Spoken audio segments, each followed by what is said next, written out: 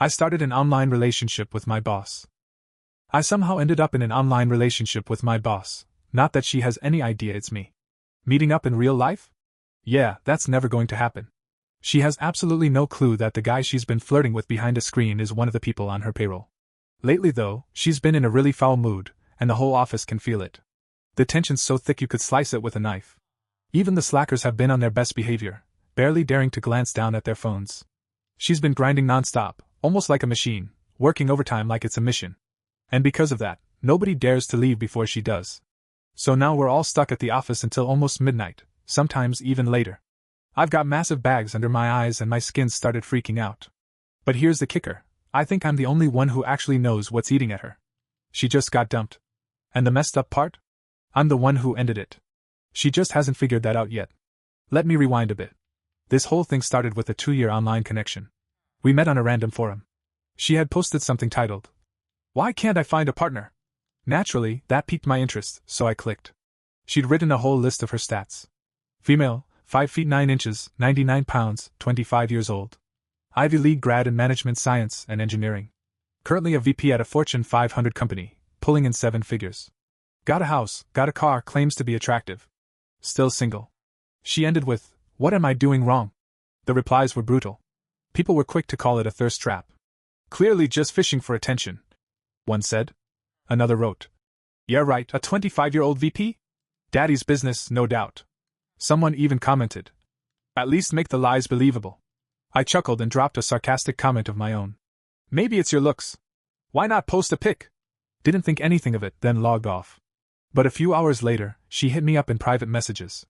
"Hey, mind if I send you a picture?" That caught me off guard, but I was curious. "Sure," I replied, figuring it might be entertaining.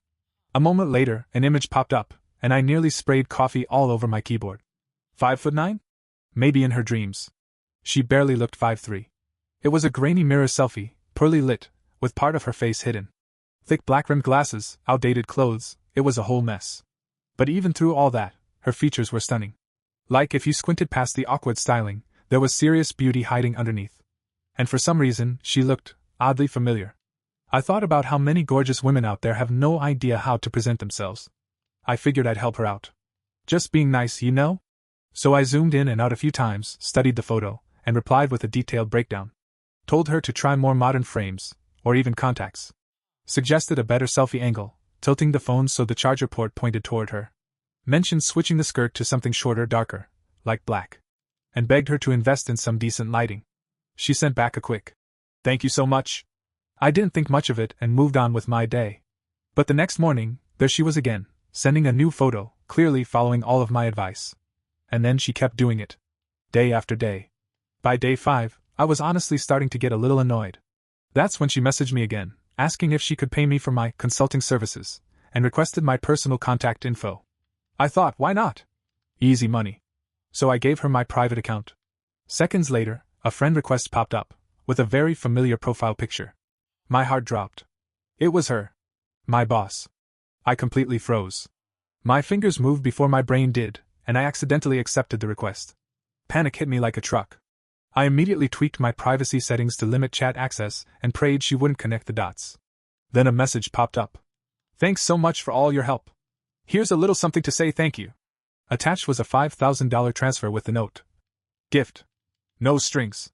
I stared at the screen, stunned. Double-checked the profile pic. Cross-referenced it with the images she'd been sending. No question about it. The woman I'd been mentoring online, the one I'd sort of started crushing on, was the same woman signing my paychecks.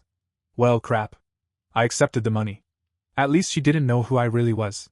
So I kept helping her. Gave her more tips. She caught on fast and quickly started to glow with confidence. Right around the time I was planning to quietly vanish, she blindsided me. She confessed. It started with this long emotional message, a digital love letter basically. I skimmed through the fluff and landed on the line that mattered. "I've wanted to say this for a while. I like you?" I froze. After a long pause, all I managed to type back was, "Thanks." She responded, "What?" I said, "I appreciate it." Then she got serious. "No, I mean it. I really like you. You've helped me so much." There was a short silence, and then another message appeared. "Can I at least try to win you over?" I didn't answer. That night I tossed and turned. Couldn't sleep at all. The next day, she started texting me nonstop. Good morning, good night, little updates about her day. Heading to work. Just got to the office. Meeting starting soon. She acted like we were already in a relationship. Her persistence was something else. I replied every now and then, just enough to keep things polite, but she took even that as encouragement. A month later, things took a weird turn. I was mindlessly scrolling through social media, checking out model photos, when I accidentally shared one with her instead of a buddy. Wow, she's gorgeous. I'd licked the screen. I typed. Followed it with a video. She answered instantly, with a single question mark. By the time I realized my mistake, it was too late to undo it. Sure, appreciating beauty is normal, but for some reason, I felt a little guilty. Then she sent something totally unexpected. Is this your type? She asked. And attached a video. It looked like she had just filmed it at the gym. Not one of those overly jacked body types, more like pale, smooth skin, subtle definition, and a V-line that vanished just under her shorts. Up top, it was pink. She seemed shy. By the end of the clip, her face was beet red. I couldn't look away. Got more? Send another. I replied without thinking.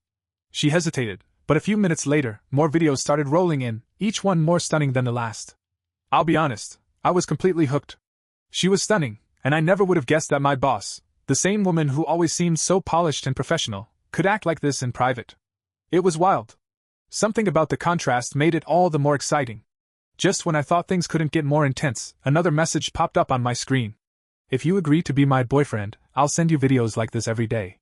As many as you want. Most people chase after things like money, power, fame, and beauty. I couldn't care less about the first two, but beauty? That one's my soft spot. Always has been. So I wrote back.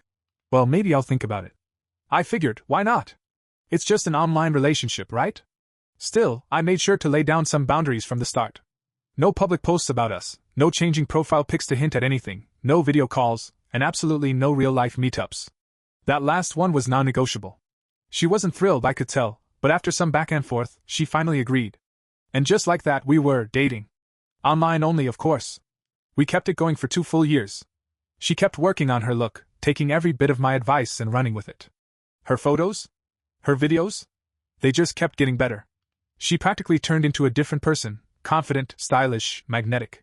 And I was reaping the rewards. It was the perfect setup, or so I thought. Then she dropped the bomb. She wanted to meet up in person. I reminded her, firmly, that we had agreed from day one, no real-life meetings. This thing was strictly digital. She sounded hurt when she responded. I know, I'm sorry. But I really want to see you. And I knew exactly why she'd suddenly changed her mind. A few days earlier, I went to an alumni reunion. After the event, one of my old classmates pulled me aside and confessed that she had feelings for me. I turned her down gently, but she didn't take it well. Not even close. She started blowing up my phone with over-the-top, dramatic texts, completely embarrassing stuff. Fed up, I took screenshots, posted everything on my socials, and blocked her. Let the world see what I was dealing with. Now, even though my relationship with Aurora was just online, she probably saw those posts. I figured she wanted to make a public claim, mark her territory. But I had my reasons for keeping this relationship behind a screen, and they hadn't changed. There was no way I could let this spill into real life. After dodging her attempts for about a week, I finally hit my limit and ended things. She was crushed. Like someone had let all the air out of her. My phone started blowing up with her calls. One after the other, nonstop. I sighed, flipped my phone over on the table, and ignored it. Right then, Kenneth, my direct supervisor, poked his head out of his office and called to me. Mason, take this proposal over to Aurora. Now, Kenneth's crush on Aurora was basically office legend. Everybody knew about it. He never passed up a chance to see her, until recently. She'd been in such a sour mood that even he didn't dare go near her. The last time he tried, she shut him down so hard he practically ran away with his tail between his legs. I winced. Kenneth, isn't this kind of above my pay grade? Shouldn't you be the one handing this off? Don't make me say it twice. He snapped. All right, I muttered. Despite everything I'd seen of Aurora online, the thought of actually facing her in person, at work, had me on edge. She was known for being sharp, no nonsense, and not afraid to call someone out. Definitely intimidating. I hesitated for a second, then picked up my phone. She'd still been texting me nonstop since the breakup, apologizing again and again. I hadn't replied. Not because I didn't care, but because I needed time to let things cool down. Then, on impulse, I typed out a quick message. We don't need to break up. But could you please stick to your promises? I really don't like it when people go back on their word. Her reply came back almost instantly. Baby, you're finally talking to me. I promise I'll never do it again. She even threw in a crying puppy emoji. I sighed, gathered my nerves, and knocked on her office door. There was a pause, then I heard her clear her throat. Come in. First thing I noticed when I walked in was her nose, red and puffy, like she'd been crying. Aurora saw me staring and looked away, tapping her fingers lightly on the desk. Just leave the proposal here and go. Her voice was much softer than usual. Normally, she would have ripped me a new one for going around Kenneth. Still, she wasn't impressed with the proposal. She sent it back for revisions. Naturally, Kenneth dumped the redo on me, on a Friday, of course. Everyone else left early, excited for the weekend. For the first time in a while, Aurora actually clocked out on time too. The place cleared out fast, and before long, it was just me and the receptionist. I stayed late to redo the proposal, telling the receptionist I'd lock up when I finished. By the time I was wrapping things up, it was past 10 p.m. That's when I heard the door unlock. My heart jumped into my throat. Who the hell shows up this late? For a second, every horror movie I'd ever seen came rushing back to me. I froze, barely breathing. And then, it was Aurora. She stepped inside and looked genuinely surprised. You're still here? Don't you have a home? I had to bite my tongue to stop myself from saying what I was really thinking, something along the lines of, well, whose fault is that? Instead, I kept it civil. The proposal's due tomorrow. I didn't want to leave it half done. Figured it'd be better to stay and finish it up now. Her face softened. Oh, that proposal. Then she added, I'll help. It'll go faster if I just explain what I want directly. I froze in place. My computer was still logged into the very same personal account I'd used to message her. And she was heading right toward it. Open it for me, she said casually. I want to take a look. Panic shot through me like lightning. My brain scrambled for something, anything, to stall. Hang on, I blurted out, a little too loud. She was already walking closer, and I could feel my pulse hammering in my ears. That browser tab was still wide open, my entire secret, sitting right there on the screen. Every footstep echoed in the quiet office. I had to act fast. Just a sec, I said, placing my hand over the keyboard like I was shielding something classified. Aurora stopped and tilted her head. Why the hesitation, Mason? Got something to hide? Her voice was teasing, almost flirtatious. Under different circumstances, I might have found it charming. But right now, it was pure stress. No, it's not that, I said quickly. The file's just not polished yet. I was still adjusting a few sections, you know? I don't want to show you something half-baked. It sounded weak, even to me. And I could tell she didn't buy it. She narrowed her eyes, clearly suspicious, but after a pause, she stepped back. Fine. But hurry up. I don't have all night. She slid into the chair at the desk next to mine and crossed her legs, watching me. Her presence was overwhelming. I could barely think straight. I pretended to work, fingers flying over the keyboard, but in reality, my mind was racing. I had to find a way out of this, and fast. I needed a distraction. Anything. Aurora? Are you sure you want to look at this now? You seem completely drained. Maybe we could tackle it tomorrow when we're both more rested. I tossed it out there, half hoping she'd brush it off, but to my surprise, she let out a small sigh and dropped her arms to her sides. You're right, she said quietly. I am tired. But you know me, I hate leaving things unfinished. There was something in her eyes when she said it. Something deeper. Like she wasn't just talking about work. In that moment, it hit me, her drive, her edge, the way she pushed herself so hard. It wasn't just about being a perfectionist. This had everything to do with what had happened between us. Whether it was our breakup or something else she was carrying, it was personal. And that gave me a small opening. All right, I said. Give me 5 minutes. I'll send you a rough version you can check out whenever you're ready. I opened a new browser tab and started building a dummy draft, something generic, safe, nothing polished. It didn't have to impress her. It just had to buy me time. She nodded, though her expression was still off, like she wanted to say something else but was holding back. Then she did. Mason, can I ask you something? Her voice dropped. There was hesitation in it, which was rare for someone like her. Of course, I said, expecting something about the proposal or maybe the team's performance. But what came next hit me like a punch to the chest. Why did you break up with me? She asked softly. Was it something I did? Was it me? She looked straight at me then. And this wasn't the steely boss everyone feared. This was the woman I knew from late-night chats and vulnerable messages, the Aurora who had opened up to me when no one else could. Her eyes, usually sharp and analytical, were now full of pain and confusion. I felt a lump rise in my throat. I could lie. Come up with some generic excuse. But the look on her face made it impossible. It wasn't you, Aurora. I said, the words coming out slower than I wanted. I felt like things were moving too fast. That maybe we crossed a line that shouldn't have been crossed. She looked down and bit her lip, trying to hold something in. I see. But you didn't give me a chance to fix anything. You just ended it. Out of nowhere. Do you have any idea what that did to me?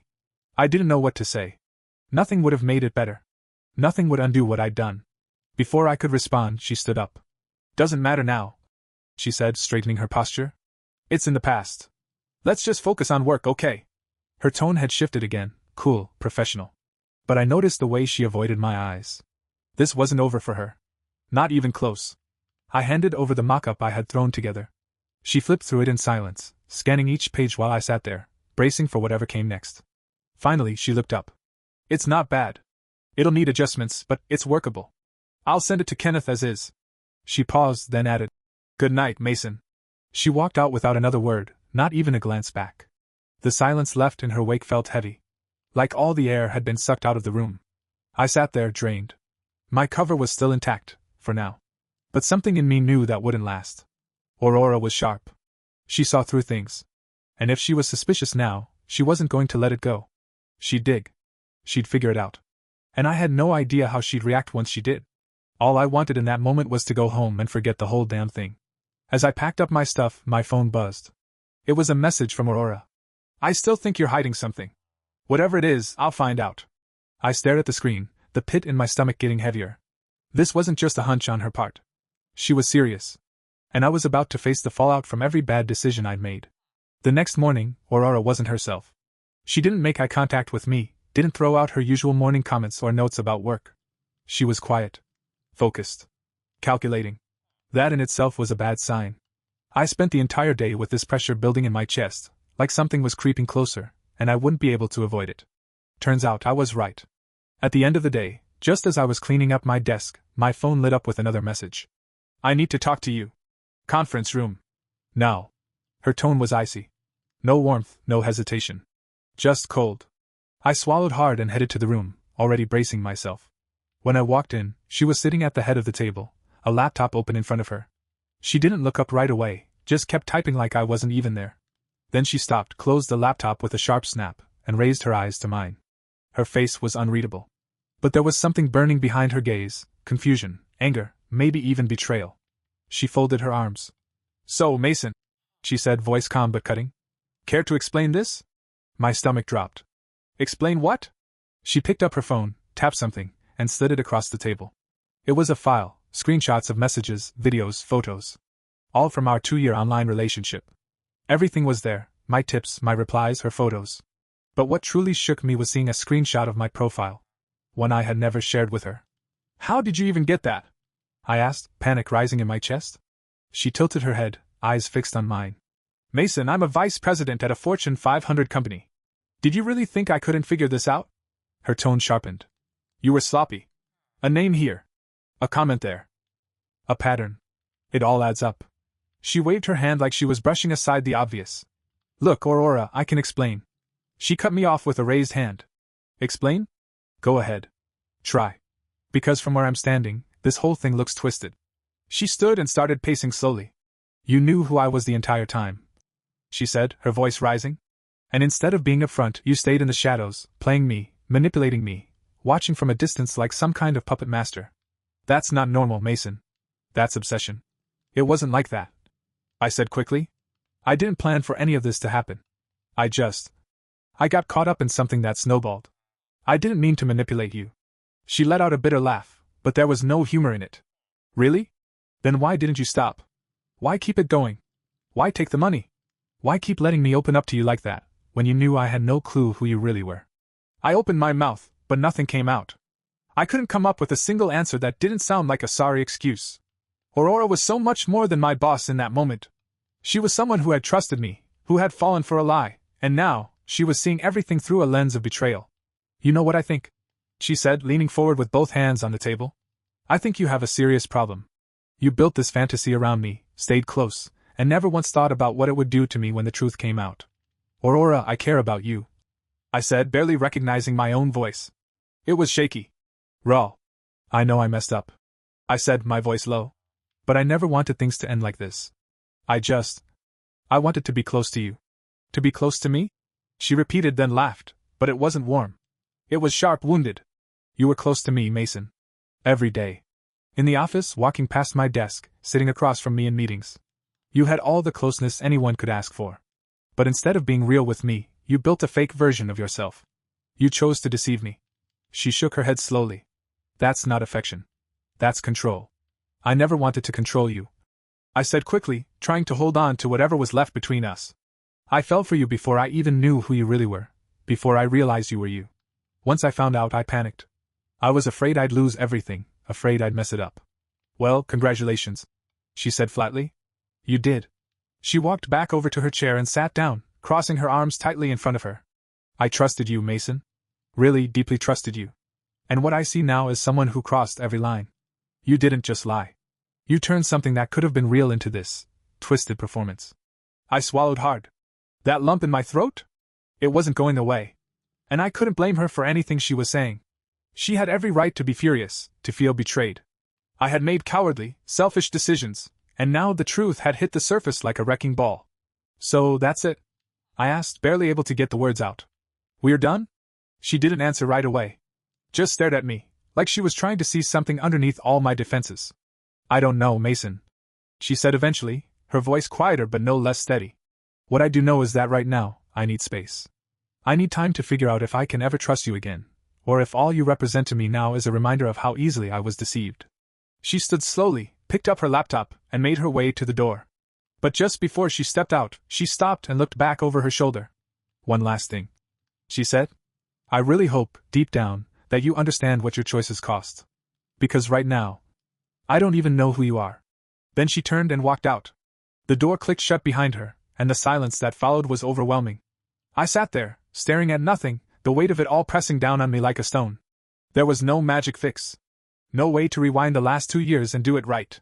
What was done, was done. But maybe, just maybe, there was still something to take from all this. Aurora was right. My fear, my dishonesty, my need to hide behind a mask, that was what led us here. If I ever had any hope of earning even a fraction of her trust back, it wouldn't come from saying the right thing. It would come from doing the right thing. Or maybe this was just the ending I'd brought on myself. And all that was left now was to accept it,